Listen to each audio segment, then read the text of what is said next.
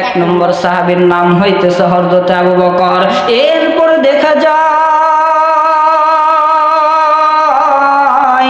হযরত আলী রাদিয়াল্লাহু তাআলা আনহু জান্নাতের সার্টিফিকেট প্রাপ্ত।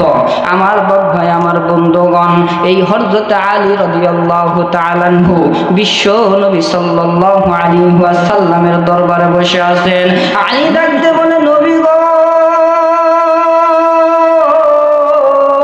দীর্ঘদিন পর্যন্ত আমরা আপনার দরবারে বসে আছি গো নবী, আপনার দরবার থেকে এবার বাড়িতে যাইতে চাই। আমার প্রাণের বিবি হযরতে ফাতেমা রাদিয়াল্লাহু তাআলা আনহাকে দেখতে চাই। বিশ্ব নবী এবার ডাক দিয়ে বলল, আলী রে, যেহেতু তুমি তোমার স্ত্রীকে দেখার জন্য যাবা হযরতে ফাতেমা, তুমি যখন বাড়িতে রওনা দিবা, আমার দুইটা নাতি আছে, একটার নাম হলো হাসান আর একটার নাম হইতেছে হুসাইন।